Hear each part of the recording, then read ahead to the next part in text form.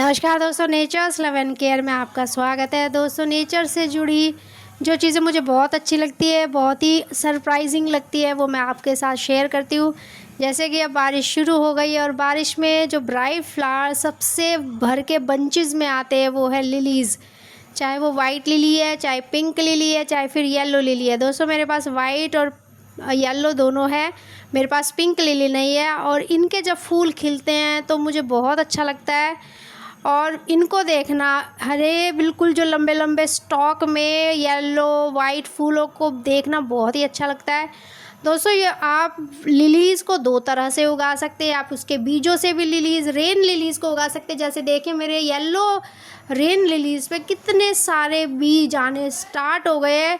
आपसे मेरी रिक्वेस्ट रहेगी, जैसे कि डेड हेडिंग होती है कि सूखने के बाद हम लोग फूलों को तोड़ना अच्छा मानते हैं कि बेनिफिट होता है पौधे के लिए, बट दोस्तों ये आपको लिलीज़ में नहीं करना है अगर आप बीज इकट्ठा करना चाहते हैं।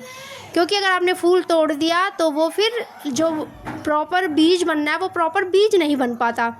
तो आपको भी अपने आप से फूल सूख के खुद से गिर जाता है, आपको उसे तोड़ने की ज़रूरत नहीं पड़ती। ये देखिए कितने सारे, ये जो भी टिप्स गोल होगी लिलीज़ की उसमें फूल आएंगे, और जो सुई की तरह नोकीली होती है इसमें फूल नहीं आते। और मेरे येलो लिली खूब सारे बीजों से भरना शुरू हो गया है, जो मुझे बहुत अच्छा लग रहा है। इसमें से काफ़ी सारे बीज मैं दोस्तों इसी सीज़न में इकट्ठे कर चुकी हूँ। आप देख सकते हैं इसके जो बीज होते हैं वो अपराजिता की तरह होते हैं। अपराजिता के बीज थोड़े छोटे मोटे होते हैं, इसके बीज पतले और थोड़े बड़े होते हैं साइज़ में। आप इनको रिज़र्व कर सकते हैं नेक्स्ट ईयर में बोने के लिए। जैसे बारिश का मौसम आए उससे 1 महीना पहले आप इसको बो दीजिए, इन बीजों को आप बो दीजिए। और फिर देखिए आपके जो बीजों से उगने वाले जो पौधे वो कितने शाइनिंग, कितने फ्लरिश करते हुए उगेंगे। क्योंकि जैसे पहली बूंद बारिश की पड़ती है इन पौधों पर, इन बीजों पर, तो ये जो अंकुरित बीज होते हैं ये कहते हैं दिन दूने और रात चौगुने ग्रोथ करते हैं। इसी तरह से दोस्तों, आप जो लिली का पौधा है वो उसके बल्ब से भी लगा सकते हैं, जो कि उसकी रूट में पाया जाता है। आप इसकी रूट से इसके बल्ब को केयरफुली निकाल लीजिए किसी भी नोकीली चीज़ से, चाहे तो खुरपी हो, चाहे तो पेंचकस, जैसे जो भी गार्डनिंग के लिए टूल्स आते हैं उनसे आप निकाल सकते हैं। मेरे पास अभी अवेलेबल नहीं था टूल, तो मैंने उंगली की हेल्प से ही इसको निकालने की मैं कोशिश कर रही हूँ। जैसे ही बल्ब निकल जाए दोस्तों, उसको अच्छे से पानी से धो लीजिए। और जिसको भी, अगर आपको किसी अपने नियर एंड डियर वन को देना है आप उनको भी दे सकते हैं उसको लगाकर गमले में। नहीं तो वैसे भी एज अ सिंगल बल्ब या डबल, जितने भी बल्ब देना चाहते हैं आप दे सकते हो।